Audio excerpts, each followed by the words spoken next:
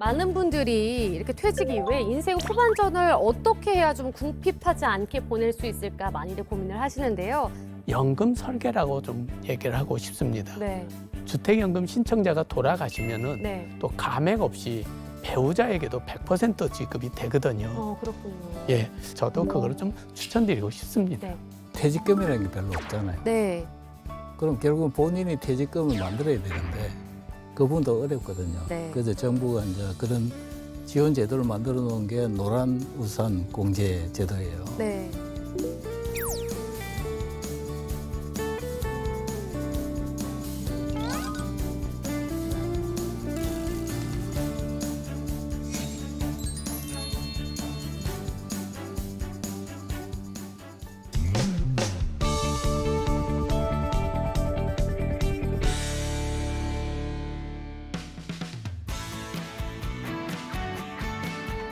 국민의 실생활에 도움이 되는 알짜 정책만을 소개합니다. 정책 플랫폼 코리아TV 생활엔 정책. 안녕하세요. 아나운서 정민양입니다. 기대 수명이 늘어나면서 노년기도 늘어나고 있습니다. 노년기가 늘어남에 따라 은퇴 이후의 삶의 질에 대해서도 관심이 커지고 있는데요. 우리나라 성인 10명 중 7명이 제대로 못하고 있다는 노후 준비. 노후를 어떻게 준비해야 윤택하게 잘 보낼 수 있는지 자세히 알아보겠습니다. 오늘 도움 말씀 주실 두 분 자리해 모셨습니다. 안녕하세요. 안녕하세요. 세종대학교 신의산업학과 정우식 교수입니다.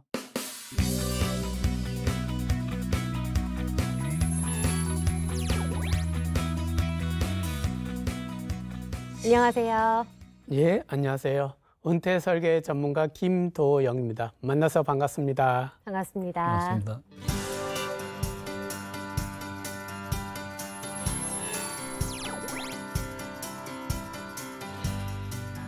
네, 잘 먹고 잘 사는 아름다운 노후를 보내려면 아무래도 노후 자금이 부족하지 않아야 할 텐데요.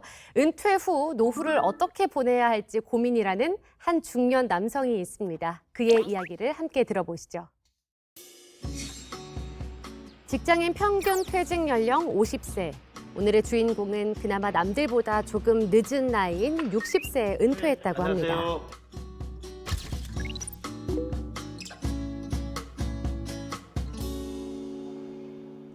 요즘처럼 이직률이 높은 시대에 꼬박 36년을 한 직장에 다니다가 작년 12월 말에 대장정을 마쳤다는 이종열 씨가 그 주인공입니다.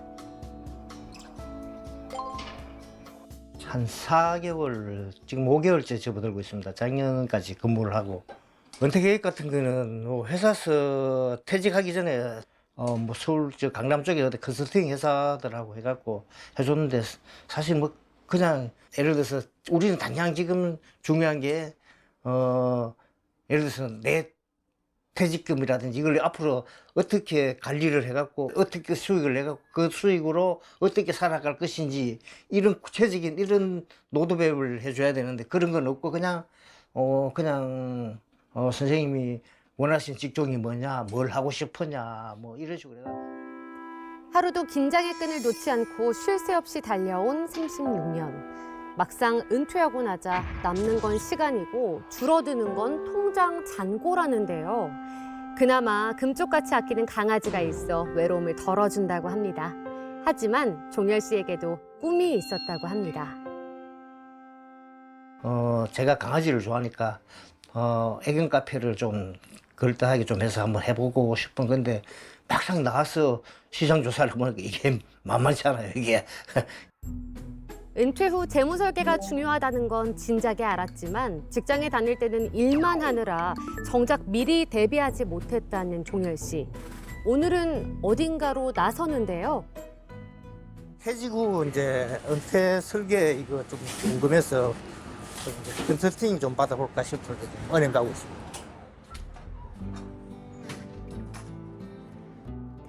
오랫동안 근속을 한 만큼 비교적 넉넉한 퇴직금 덕에 현재는 안정적인 생활을 유지할 수 있다지만 앞으로 적어도 20년 동안 살아가면서 들어갈 돈을 생각하면 막막하다는 종열 씨. 은퇴 후라서 남들보다 조금 늦긴 했지만 늦었다고 생각할 때가 가장 빠른 때라는 생각으로 상담을 받으러 왔습니다. 네, 안녕하세요. 어서 오세요. 반갑습니다. 네, 반갑습니다. 네, 앉으세요. 예. 노후 자금은 사실상 사람마다 좀 달라질 수 있기는 한데요. 이 작년도 2022년도 통계청 자료를 보면은 1일 가구 이상 평균 생활비를 한 246만 원 정도로 나와 있더라고요. 그러면 이거를 연으로 따져보면 대략 한 3,200만 원 정도고, 이제 은퇴 이후 우리가 50대 중반부터 은퇴를 한다라고 하면 평균 수명까지 한 30년 정도 한다라고 하면 한 9억 6천 정도 필요하다고 보시면 될 것 같습니다. 대신 중요한 게요, 이게 병이 없이 건강하다라는 가정하에 그런 최소한의 생활비라고 생각하시면 될 것 같습니다. 제일 많이 궁금해하시는 게 자금이죠. 이 자금으로 어떻게 생활을 해야 될까? 그러면 대부분 고객님들이 그렇게 말씀을 하세요. 이 자금으로 가장 안전하면서 가장 수익을 많이 내는 방법 알려달라고. 실질적으로 360만 원 정도 1년에 네, 그렇죠. 한 300만 정도 든다고 보면 되겠죠. 제가 지금 은퇴한 지 한 5개월 됐는데 노후 준비를 시작이 너무 늦었습니까? 노후 준비는 생각을 했었을 때 시작을 하는 게 가장 좋긴 하지만 지금부터 한다라고 해가지고 늦은 건 아니라고 생각을 합니다. 제 현재사는 지금 제가 부동산은 아파트 하나가 있고 아파트 분양권이 하나 있습니다. 하나 있고 현금 일부 좀 있고 뭐 퇴직금 있고 이 정도 있는데 앞으로 자식들 제가 자식이 애가 둘인데 자식도 결혼시켜야 되고 노후 보내려면은 노후를 내가 좀 보내려면 얼마 정도의 자금이 필요한지 이런 게 궁금해서 지금 이래. 자녀의 결혼 자금에 대해서 이 선생님께서 어느 정도까지 허용을 할 건지에 따라서 달라질 수 있다고 생각을 해요. 그냥 우리가 얘기할 때 숨만 쉬고 살아도 뭐 한 300만 원이 든다라고 얘기들을 하긴 하는데 그게 생각보다 우리가 살아갈 날이 많기 때문에 대략 앞으로 평균 수명까지 한 25년, 뭐 30년 되다라고 하면 한 8억에서 9억 5천 정도가 필요하다라고 생각하시면 될 것 같습니다. 은퇴 후에 금전적 기반이 약해지면 정서적으로 타격을 받을 수밖에 없겠죠. 게다가 의식주와 관련된 기본 지출 외에도 경조사비나 외식, 의료비 등 그때그때 필요한 지출을 생각하면 반드시 자산 관리 전략이 필요합니다. 소득이 있는 소득 활동 시기가 있고요. 은퇴 이후에 은퇴 생활 자금 시기가 있어요. 소득이 있었을 때는 자산을 불리는 데 좀 중점을 두셔야 하는 거고요. 그 다음에 은퇴 생활 때에는 기존에 가지고 있는 자산을 가지고 어떻게 현명하게 잘 인출할 수 있는 인출 전략이 필요하기 때문에 고객님의 그 시기에 맞춰서 이 전략을 잘 세워주셔야 될 것 같습니다. 고령화와 조기 퇴직, 저금리 등으로 은퇴 후 노후 생활에 대한 관심이 그 어느 때보다 커지고 있는 요즘.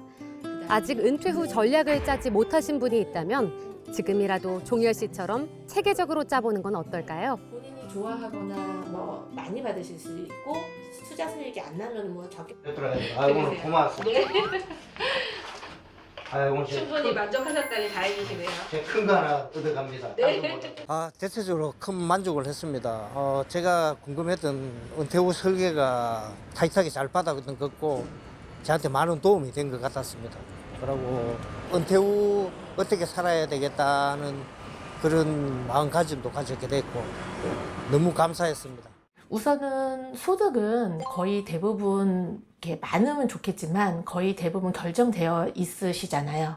그럼 그 소득에서 많은 거를 미리부터 해 주시면 좋긴 하지만 그렇게 하기는 좀 어려운 부분들이 있다 보니까 그렇다면 시간적으로 좀 길게 롱런할 필요가 있어요. 그래서 하루라도 빨리 연금을 준비를 하시는 분들, 그래서 노후 준비를 하시는 분들이 오히려 이제 노후 은퇴 이후에는 조금 더 편안한 행복한 노후를 준비할 수 있는 그런 디딤돌이 되지 않을까라는 생각을 합니다.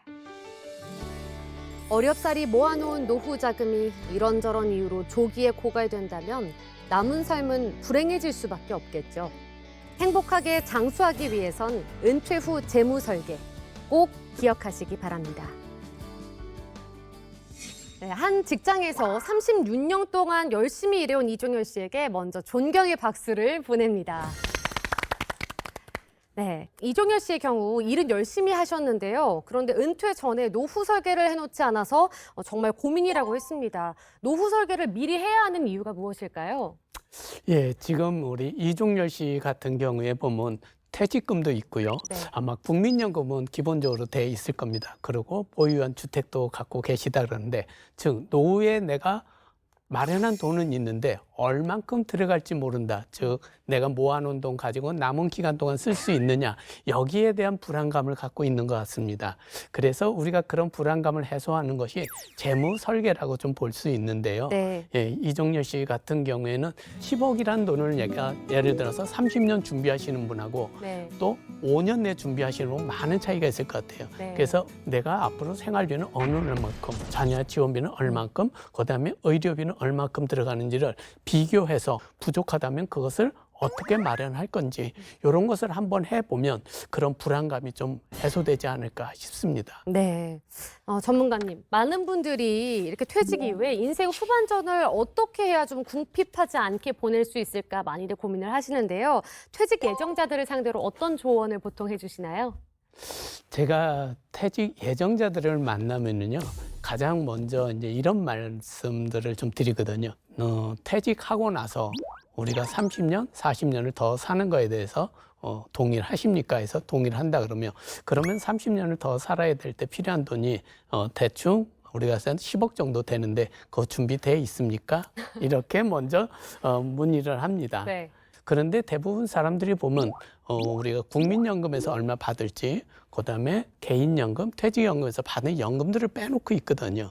예, 그래서 그걸 생각하지 않고. 네. 예, 그래서 막연하게 10억 정도를 준비하라 그러면 다들 겁내세요. 네. 예, 그래서 저는 그분들에게 A4 용지를 하나 드리고 왼쪽에는 우리가 퇴직 후에 필요한 돈이 무엇이 있을까? 예를 들면 노후 생활비, 자녀 결혼비, 그다음에 의료비. 오른쪽에는 우리가 퇴직 후에 들어올 수 있는 소득. 예, 거기에는 국민연금, 그다음에 퇴직연금, 기업 개인연금이 있겠죠. 네. 그리고 만약에 그게 부족하다면 그러면 내가 이제 재직 기간에 네. 남은 기간에 연금을 추가로 좀 넣는다든지 그다음에 본인이 갖고 있는 금융 자산들이 있을 거 아니에요. 네. 예를 들어서 퇴직금도 있을 거고요. 그동안 본인이 갖고 있는 여유자금 그 수익률을 올리는 방법도 하나 있습니다. 좀 더 적극적인 방법은 경제활동을 조금 더 이어가는 것도 좋은 방법이라고 저는 이야기하고 있습니다. 네, 그렇군요. 그렇다면요, 교수님, 소상공인이나 자영업자들에게 노후를 위해서 재무 설계할 때 어떤 조언을 해주시나요? 소상공인들이나 개인 사업자들을 보면은 퇴직금이라는 게 별로 없잖아요. 네.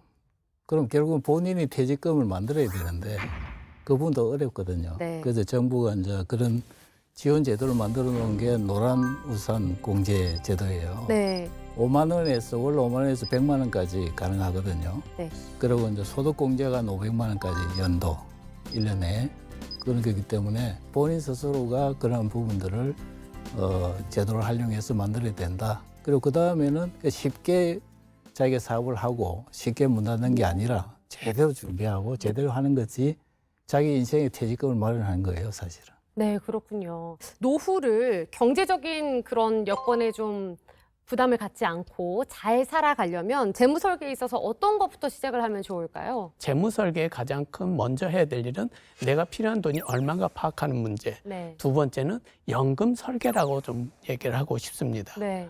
예, 그래서 연금에는 국민연금이 있을 수 있고요. 그다음에 퇴직연금, 기업연금, 거기에다 주택연금을 좀 할 수 있고요. 네. 우리나라 같은 경우에는 65세 이상이 되게 되면 기초연금을 또 받을 수 있거든요. 네. 예, 그런 부분을 전부 연금 설계해서 같이 한다면 내가 노후에도 행복하지는 풍요롭지는 못하지만 네. 부족하지 않게 좀 살 수 있지 않을까 그렇게 생각을 좀 해봅니다. 생각보다 다양한 연금 제도가 좀 오픈이 되어 있는 것 같습니다. 예, 그렇습니다. 네.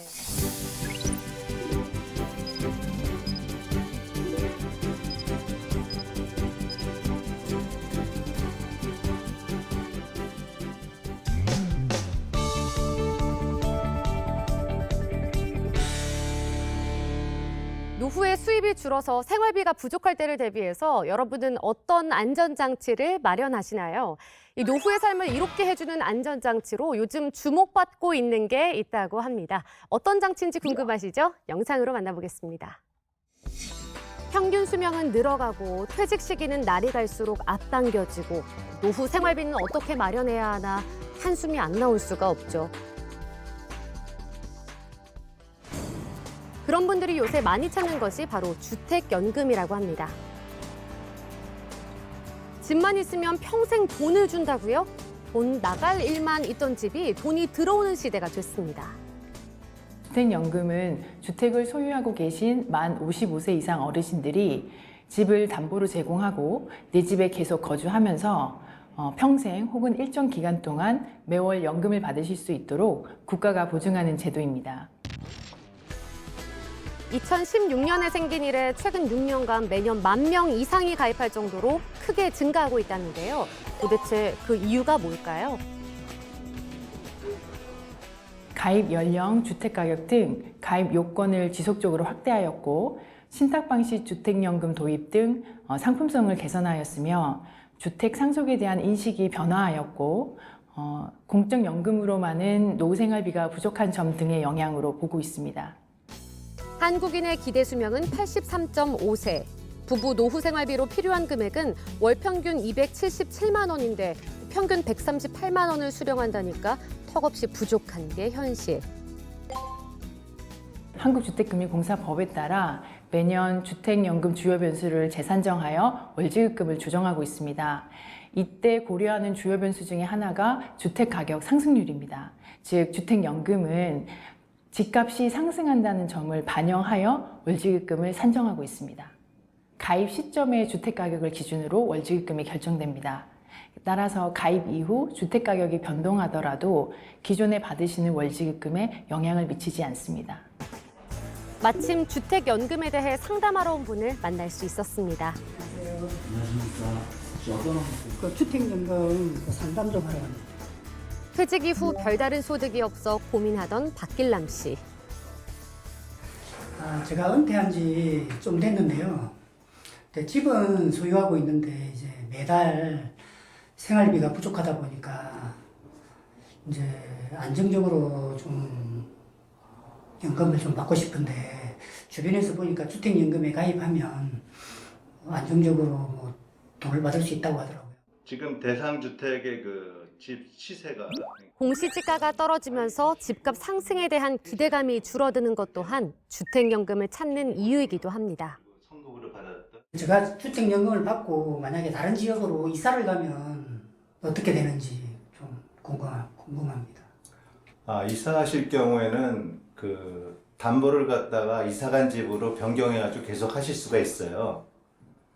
물론 이제 담보 가치가 바뀌기 때문에 그 주택연금에 영향을 미칠 수가 있죠.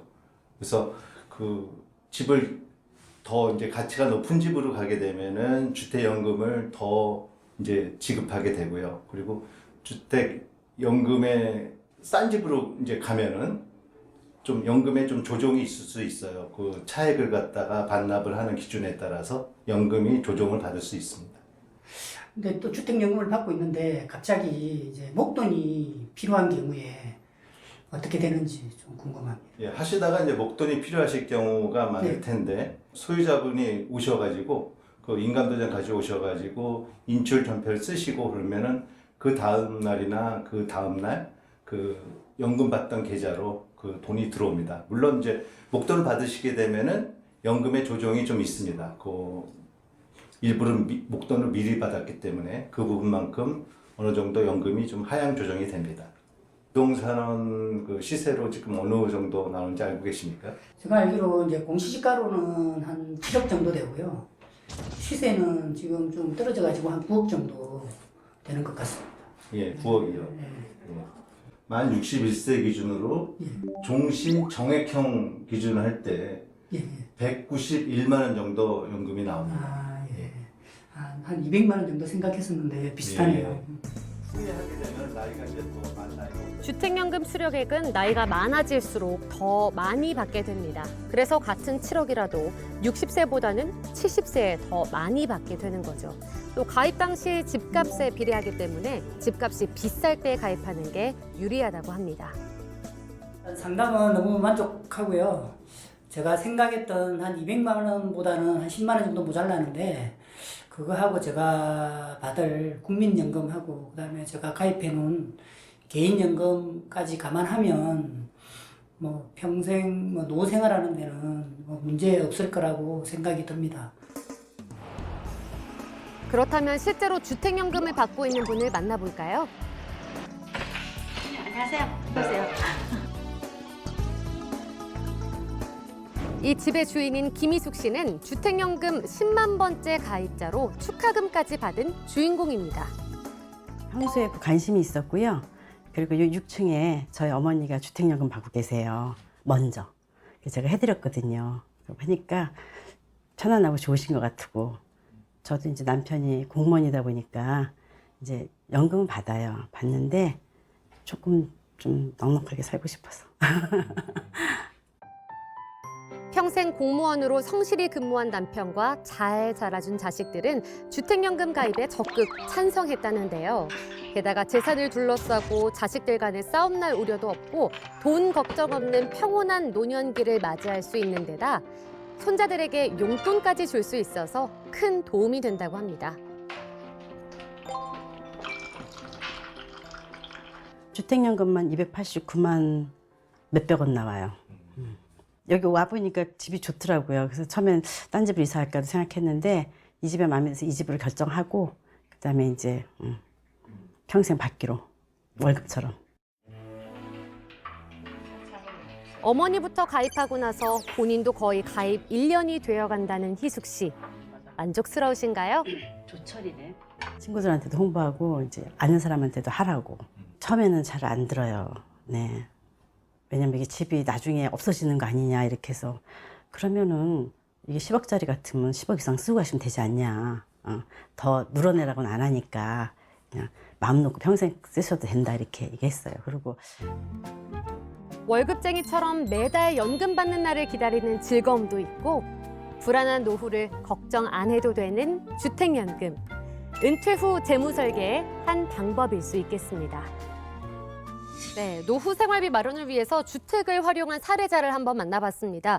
영상에 나온 것처럼 아파트나 주택이 있으면 좋겠지만요. 오피스텔 같은 데 거주하는 분들도 계시잖아요. 네. 전문가님께서는 어떻게 보시나요? 주택연금을 받아서 이 노후 생활에서는 상당히 좋습니다. 근데 이제 주택연금의 지급 방식에도 보면 다양한 방식들이 있거든요. 크게 나눠서는 우리가 평생 동안 받는 종신형이 있고요. 그다음에 일정 기간만 받는 확정 방식이라고 또 있습니다. 그러다 보니까 이제 종신 방식보다는 확정 방식은 그 기간만 연금을 지급하기 때문에 종신형에 비해서는 연금 금액이 좀 높을 수가 있겠죠. 네, 더 받는 기간이 짧으니까요. 그렇죠. 네. 예. 예, 그렇게 했고요. 또 종신 방식에서도 보면은 좀 크게 세 가지로 좀 나눠볼 수가 있는데 네. 정액형이라고 있는데 네. 정액형이라는 거는 주택연금을 신청할 당시부터 돌아가시는 그날까지 똑같은 금액을 주는 걸 정액형이라고 합니다. 네. 그리고 이제 우리가 보면은 이제 같은 노후에도 예를 들어서 60대보다는 70대 되면 돈 씀씀이가 조금은 적어지겠죠. 네. 그래서 초기 증액형이라 그래서 처음에는 많이 60대 때 받다가. 많이 받다가 예, 나이가 들면서 조금씩 적게 받는 예, 그런 초기 증액형이 있고요. 또 마지막으로는 시간이 지날수록 더 받는 증액형, 예, 증액형 이렇게 좀 다양한 좀 지급 방식이 좀 있습니다. 네, 지급 방식이 참 많이 있는 것 같은데 전문가님께서 보실 때 가장 국민들이 많이 선호하는 지급 방식은 뭐라고 보시나요? 아직까지는 이제 정액형이 좀 많이 나가고요. 정액형이라 하면 같은 금액을 꾸준히. 그렇습니다. 예, 그래서 이제 주택연금 신청자가 돌아가시면은 네. 또 감액 없이 배우자에게도 100% 지급이 되거든요. 그렇군요. 예, 그래서 이제 정액형으로 해서 종신형으로 신청하시는 분들이 많은 것 같고요. 저도 그거를 좀 추천드리고 싶습니다. 네. 자, 주택연금에 대해서 장점을 좀 많이 설명을 해주셨는데요. 그런데 장점만 있는 게 아니라 단점도 분명히 있을 것 같습니다. 어떤 단점이 있을까요? 주택연금인 경우에는 물가 상승률을 반영하지 못하고 있습니다. 네. 그게 좀 단점이라고 좀 볼 수 있고요. 만약에 이제 중간에 해지를 하신다. 네, 중도 해지를 할 예, 경우에. 중도 해지를 하신다 그러면은 지금까지 받았던 연금의 이자를 좀 붙여서 하셔야 되고요. 그리고 이게 일종의 대출이기 때문에 초기 보증료가 1.5% 들어갑니다. 그 초기 보증료는 돌려받지 못하는 이런 단점은 좀 있기는 있습니다. 그러네요. 네, 많은 국민들이 또 누릴 수 있는 혜택 같습니다. 이 밖에도 또 뭐 신탁이나 펀드, 보험 등이 있을 것 같은데요. 어떤가요, 교수님? 은행이나 자산운용사나 보험사에 따라서 이제 개인연금 상품이 나와 있거든요. 네. 그래서 신탁 같은 경우에는 불입한 돈을 가지고 투자를 통해서 수익을 변동성이 있는 것이고, 네. 그다음 저축 같은 거는 정해져 있는 부분들이 약정된 이율로 주는 것이잖아요. 네. 그래서 자산운용사와 증권회사 이런 쪽에서 하는 부분들은 우리가 연금저축펀드로 가입을 할 수가 있고요. 네. 연금저축보험이라는 게 있습니다. 네. 그는 일정한 기간을 정해서 일정한 공시이율을 통해서 납부하게 되면 만기되면 그걸 갖다가 또 찾을 수 있는 것이 있거든요. 그걸 활용하시면 될 것 같아요. 네. 그러면 이 은퇴 후에 재무 설계를 국가에서 보장해주는 국민연금도 받고 퇴직연금이랑 또 개인연금까지 받을 수 있도록 설계할 수도 있는 건가요? 예, 맞습니다.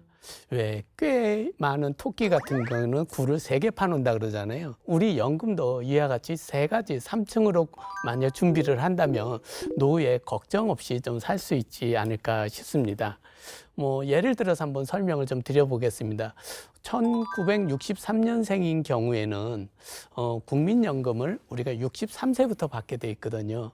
근데 우리나라 같은 경우에 보면 대부분 60세 정년퇴직을 하시는 거죠. 네. 예, 그럼 60세 정년퇴직을 하신 다음에 국민연금은 3년 뒤인 63세부터 나옵니다.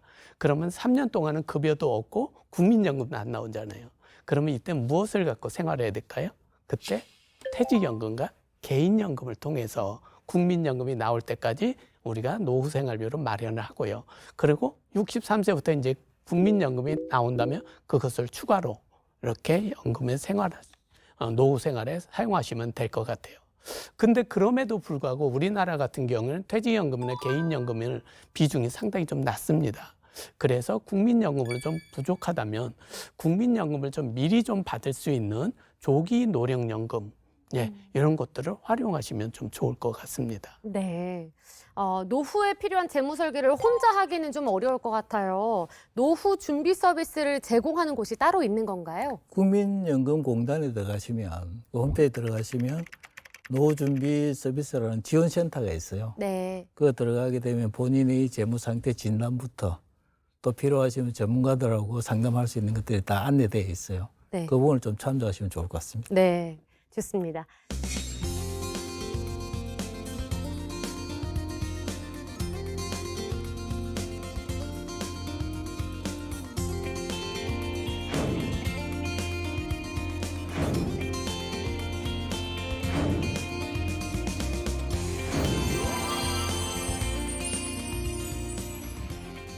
자, 이어서 시청자분들의 궁금증을 풀어드리는 시간입니다. 노년의 재무 설계와 관련해서 궁금한 질문을 보내주셨습니다. 먼저 첫 번째 질문입니다.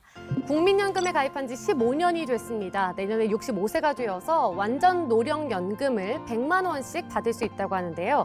수령 시점을 1년 미뤄서 66세부터 받으면 연금 액수가 더 늘어날 수 있다고 하는데 정말 그런가요? 라고 질문해 주셨습니다. 어떤가요? 시기를 좀 미루고 더 받을 수 있는 건가요? 예, 맞습니다. 국민연금에는 2가지 제도가 있는데요. 내가 생활비가 필요하면은 미리 좀 받을 수 있는 조기 노령연금 제도가 있고요. 지금 말씀하셨던 것처럼 내가 국민연금을 늦춰서 받는 연기연금 제도가 있습니다.